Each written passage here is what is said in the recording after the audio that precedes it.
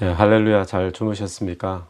오늘 또 주님께서 잘해주시는 복된 하루가 될 줄로 믿습니다. 오늘 같이 나눌 은혜의 말씀은 이사야서 19장 16절부터 25절까지 말씀입니다. 제가 한번 읽겠습니다. 그날의 애굽이 부녀와 같을 것이라. 그들이 만군의 여호와께서 흔드시는 손이 그들 위에 흔들림으로 말미암아 떨며 두려워할 것이며, 유다의 땅은 애굽의 두려움이 되리니 이는 만군의 여호와께서 애굽에 대하여 정하신 계획으로 말미암음이라. 그 소문을 듣는 자마다 떨리라. 그날에 애굽 땅에 가나안 방언을 말하며 만군의 여호와를 가리켜 맹세하는 5 성읍이 있을 것이며, 그중 하나를 멸망의 성읍이라 칭하리라.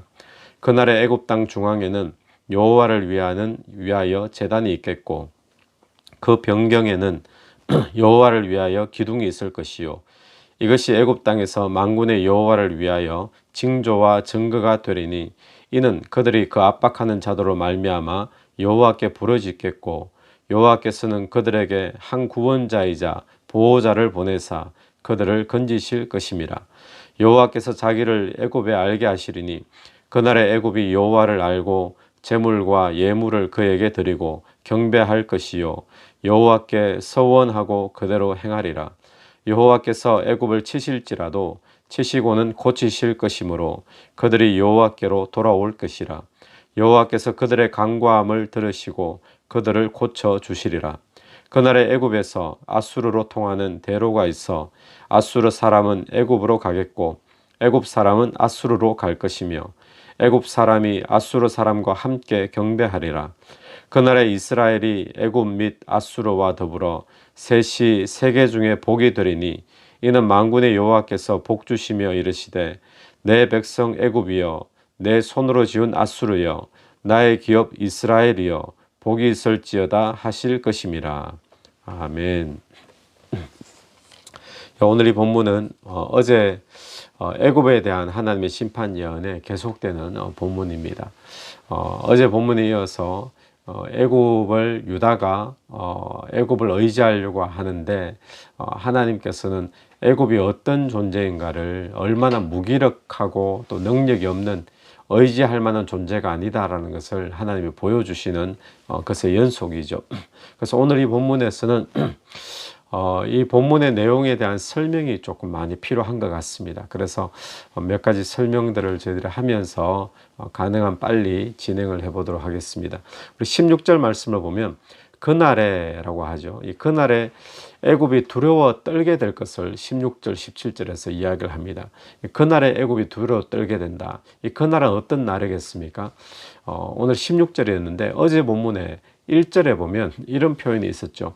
여호와께서 빠른 구름을 타고 애굽에 임하시는 때, 그때와 지금 연결되는 그날입니다.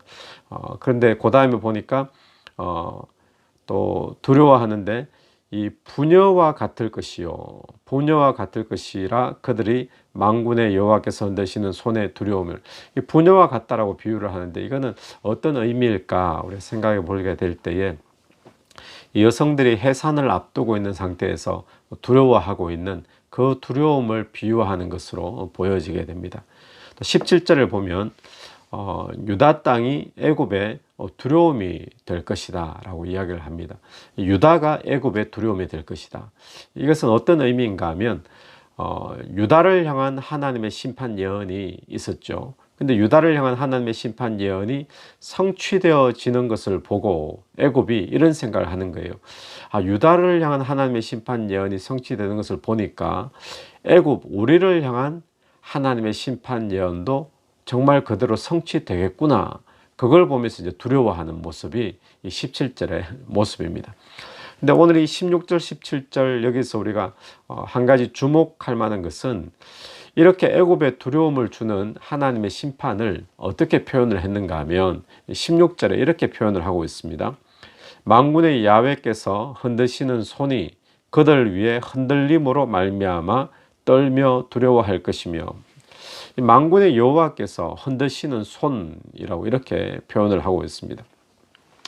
여러분, 하나님이 우리의 역사와 또 인간사에 개입하시고 섭리하시는 것은 우리 눈에 잡히지 않습니다. 우리 눈에 보이진 않죠. 그렇지만 실제로는 마치 사람이 손으로 직접 손을 대고 또 손으로 뭔가를 만지고 주무르고 하는 것처럼 하나님이 직접 우리의 인간의 역사를 섭리하시고 계시다라는 그런 생생한 표현이 하나님이 손으로 지금 역사하고 있다라는 그런 표현으로 표현된 것이죠. 여러분, 하나님은 지금도 하나님의 역사하시는 모습이 우리 눈에는 보이지 않고 또 때로는 우리가 느낄 수 없다 할지라도 하나님은 역사의 주인이 되셔서 또 세상 만물의 주관자가 되셔서 지금도 하나님은 하나님의 손으로 직접 역사하시고 간섭하시는 것을 우리가 믿게 되기를 간절히 바랍니다. 지금까지 세계의 모든 역사 속에 하나님은 보이지 않는 손으로 역사하셨습니다. 그리고 지금도 하나님께서는 보이지 않는 손으로 직접 역사하시고 섭리하고 계시는 분이십니다. 그 하나님의 역사와 섭리는, 그 보이지 않는 하나님의 손은 교회에만 있는 것이 아닙니다. 또 선교 현장에만 있는 것이 아니라 지금 우리가 경험하고 있는 이 팬데믹, 이 사태 속에도 하나님의 보이지 않는 손은 분명히 역사하고 있고요. 또 요즘 한참 떠오르는 미국과 어떤 중국 사이의 그런 국제 정세 가운데, 나라 사이의 갈등 가운데도 하나님의 보이지 않는 손은 지금 간섭하고 있습니다. 그것뿐만 아니라 조국 대한민국의 국회 가운데도 하나님의 보이지 않는 손은 여전히 역사하고 간섭하고 있는 것이죠. 여러분, 오늘 저와 여러분의 삶에도 하나님의 보이지 않는 손이 역사하고 있음을 여러분 알고 계십니까? 만약에 그렇다면 오늘 우리는 어떻게 사는 것이 맞는 것일까요? 오늘 그 부분을 이 아침에 한번 우리가 묵상할 수 있게 되길 바랍니다. 하나님의 역사, 또 하나님의 섭리하심이 보이지 않지만 그러나 분명한 손으로 우리의 삶에, 또 내가 경험하고 있는 사회 속에, 또 정치 속에, 또 세계 역사 가운데 분명히 일을 하고 있다라는 사실을 우리가 생각할 때, 그럼 나는 오늘 어떤 자세로, 어떤 태도로 살아갈 것인가, 우리가 첫 번째로 한번 묵상해 보기를 간절히 바랍니다. 18절부터는 앞에서 나왔던 분위기와는 전혀 다른 분위기의 이야기가 시작이 됩니다. 그것은 심판 이후에 애굽의 회복에 대한 이야기를 예언을 하고 있는데, 그 내용은 애굽이 심판받고 난 뒤에는 하나님을 예배하는 백성이 될 것이다 라고 그렇게 예언이 되어지고 있습니다. 그래서 18절에 보면 애굽 땅에서 가나안 방언을 말하며, 이런 표현이 있죠. 이것은 이 가나안 방언은 다른 말이 아니라 이 히브리어를 말한다, 이렇게 되어집니다. 다시 말하면 이 애굽 땅에서 애굽인들인데 히브리어를 말한다. 이건 무슨 뜻이죠? 애굽인들이 하나님의 백성의 언어를 말하게 된다는 거예요. 애굽인들이. 그러니까 하나님의 백성이 된다는 뜻이겠죠.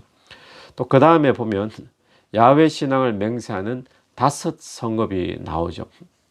5 성읍. 이 애굽의 주요한 성읍들을 일컫는 것 같습니다.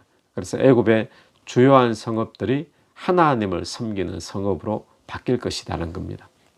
그 성읍 가운데 멸망의 성읍이라고 칭하는 곳이 나오는데, 당시에 애굽의 성읍 중에 태양신 제사의 중심지인 도시가 있었습니다. 그 도시의 이름이 헬리오폴리스라는 이름의 도시인데, 이 도시의 발음이 히브리 단어 중에 멸망의 도시를 일컫는 그 단어와 히브리 발음이 비슷한 겁니다. 그래서 이사야가 이 태양의 도시가 하나님의 심판을 받아서 멸망의 도시가 되고, 그러고는 이제는 하나님을 섬기는 도시가 될 것이다 라는 뜻에서 이 이사야가 의도적으로 이 5 도시 가운데 멸망의 도시, 태양신을 섬기는 그 중심의 도시를 가리켜서 히브리 발음과 비슷하기 때문에 멸망의 도시라는 의미의 발음으로 이제 표현한 것으로 그렇게 보입니다. 그런 핵심은 뭔가 하면 이런 거죠. 이 애굽 땅에 그 태양을 섬기던 그 도시가 하나님께 심판을 받고, 그 나라가 하나님의 심판을 받고 난 뒤에는 하나님을 섬기는 백성으로 하나님께서 만드시겠다라는 그 내용이 18절 이후의 내용입니다. 또 19절에서는 그 표현이 또 이렇게 표현됩니다. 애굽 땅 중심에 하나님이 성소를 또 세우시고 또 그 변방에 하나님이 주님을 위한 기둥이 세워질 것이다 라는 말씀을 하시죠. 이 말씀을 통해서 성소는 원래 어디에 있는 곳이죠?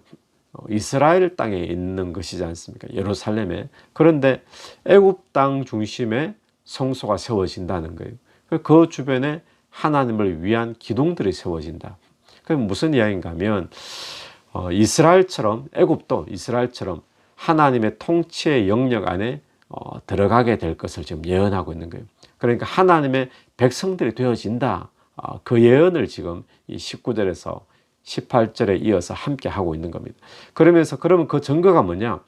애굽 땅도 이스라엘처럼 하나님의 백성이 되어지고 하나님의 통치를 받는 나라가 되어진다. 그 증거가 뭐냐 했을 때 그 증거가 20절의 말씀입니다. 20절에서 이스라엘 백성이 부르짖을 때 하나님은 구원자를 보내시고 또 모세를 보내시고 구원하여 주셨죠.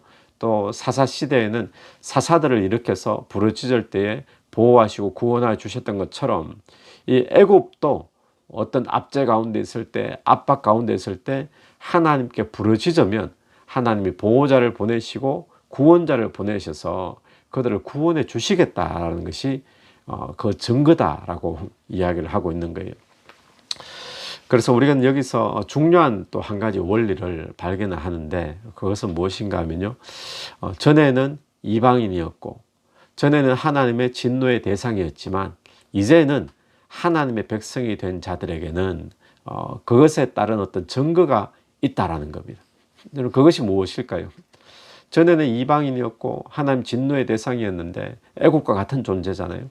그런데 이제 하나님의 백성이 되고 하나님의 자녀가 되었다면 그럼 증거가 뭐냐 했을 때 그 따르는 증거가 무엇인가 하면 우리의 인생에 어떤 압박이 있을 때, 압제가 있을 때, 또 문제와 어려움이 있을 때 하나님께 부르짖으면 하나님께서 구원자를 통해서 우리를 구원해 주시겠다라는 것이 바로 하나님의 약속이요 하나님의 증거가 된다라는 것이죠. 여러분 오늘 저와 여러분이 요즘 코로나 시대에 많은 압박들이 많지 않습니까? 사업의 압박도 있고 또 경제적인 압박, 또는 어떤 가정의 어떤 압박, 또 자녀들의 문제의 압박들, 진로에 대한 문제, 수많은 문제들 또 사건들의 압박들이 우리에게 주어지고 있습니다. 그럴 때 주님 앞에 부르짖으십시오. 그러면 주님께서 역사해 주실 줄로 분명히 믿습니다. 그것이 하나님이 하나님의 자녀에게 주신 약속이요 증거가 된다라고 오늘 이 본문에서 말하고 있죠. 그래서 오늘 또 저와 여러분이 전에는 이방인이었잖아요. 하나님의 진노의 대상이었는데 이제는 예수 그리스도의 복음으로 하나님의 자녀가 되었습니다. 그러면서 하나님의 주시는 약속과 증거는 무엇이냐? 이제는 하나님 앞에 부르짖으면 하나님이 역사하시고 구원자를 보내주시고 또 돕는 손길을 보내셔서 구원하여 주시겠다라는 것이 하나님의 애굽에게 주신 약속이요 오늘 저와 여러분에게 주신 약속인 줄로 믿습니다. 또한 22절 한번 보십시오. 22절을 보면 여호와께서 애굽을 치실지라도 치시고는 고치실 것이므로 그들이 여호와께로 돌아올 것이라. 여호와께서 그들의 간구함을 들으시고 그들을 고쳐 주시리라. 치실지라도 고치시고 또 고치셔서 그들을 야훼께로 돌아오게 하고. 원래 이런 내용은 이스라엘에게 주시는 내용이죠. 하나님의 백성들에게. 그런데 이 내용이 지금 누구에게 주어지는 내용이죠? 오늘 본문에서는 애굽에게 지금 이런 내용이 주어지고 있다는 거예요. 그러니까 애굽이 더 이상 이방인으로 취급당하지 않고 하나님의 친백성으로 또 친자녀로 그렇게 애굽을 대하시겠다라는 그런 내용입니다. 23절 이하에서는 애굽만 그렇게 대하는 것이 아니라 참으로 더 놀라운 것은 아수르도 그렇게 대하시겠다 이렇게 말씀하고 있습니다. 그럼 이 이사야의 예언은 구약시대의 예언이죠. 그것도 예수님이 이 땅에 오시기 전 주전 약 700년 전에 활동했던 선지자가 이사야인데 그 시대의 구약시대의 사람들은 선민사상이 얼마나 강했습니까?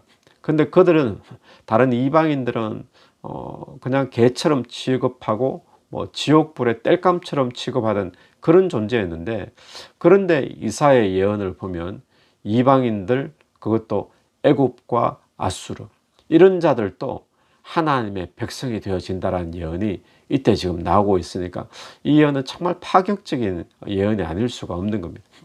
그러니 애굽뿐만 아니라 아수르도 애굽처럼 하나님을 경배하고 예배하는 나라가 되게 할 것이다 라는 예언이 주어지고 있죠. 그래서 애굽과 아수르의 대로가 뚫려져 가지고 그들 간의 왕래가 이제 하게 되어지고, 또 애굽과 아수르가 함께 하나님을 경배하게 될 것이고, 또 24절에 보면 그날에 이스라엘이 애굽 및 아수르와 더불어 셋이 세계 중에 복이 되리니, 셋을 같이 묶어 버린 거예요. 무엇을 묶습니까? 이스라엘하고 애굽하고 아수르하고, 이 세 개가 지금 같이 묶여질 수가 없는 존재들인데 하나님은 하나로 묶으십니다. 복음만 해서 하나로 묶어지는 거죠. 그러니까 이스라엘만 하나님의 백성인 줄 알았는데 나중에 하나님이 심판 뒤에는 애굽도 하나님의 백성으로, 아수르도 하나님의 백성으로 그렇게 삼으시겠다, 이스라엘처럼, 그 예언이죠. 애굽과 아수르는 이방 나라입니다. 맞습니다. 그리고 애굽과 아수르는 이스라엘 중심에서 볼 때 이스라엘 바로 위에가 아수르죠. 또 이스라엘 바로 밑이 또 애굽입니다. 그리고 애굽과 아수르는 이스라엘과 아래 위로 붙어 있는 이웃 나라이면서 이방 나라인데, 이것은 다른 의미라기보다도 그냥 곁에 있는 나라 이렇게만 볼 것이 아니라 이방 나라를 대표하는 애굽, 아수르, 이렇게 우리가 볼 수 있겠죠. 그러니까 하나님은 이스라엘만이 아니라 세계의 모든 민족들이 예수 그리스도로 말미암아 하나님의 백성 되게 하겠다라는 그런 예언이, 하나님의 백성에 대한 축복에 참여하게 될 것이다 라는 그런 예언이 지금 오늘 이 본문 가운데 있는 내용이라고 할 수 있습니다. 그래서 오늘 이 본문을 통해서 우리는 무엇을 또 보게 되는가 하면, 하나님의 이 세상을 향한 궁극적인 계획과 뜻을 우리가 보게 됩니다. 그것은 무엇일까요?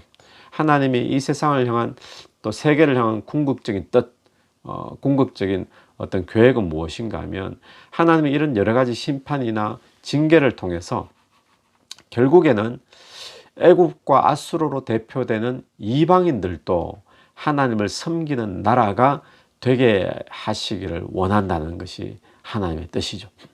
그래서 그냥 그들을 심판하고 없애버리고 끝내버리고 징계해버리고, 그것이 하나님의 목적이 아니라 하나님께서는 이스라엘 백성만이 아니라 이스라엘 옆에 있는 이방 나라로 대표되는 그런 애굽과 아수르처럼 다른 모든 이방 민족들도 하나님께 돌아와서 하나님의 백성이 되어지고 하나님께 예배하는 자가 되기를 원하는 것, 그것이 하나님이 이 땅을 향한 궁극적인 목적이요 또 계획이요 뜻이다라는 것을 우리가 보게 되어집니다. 지금도 마찬가지인 줄 믿습니다.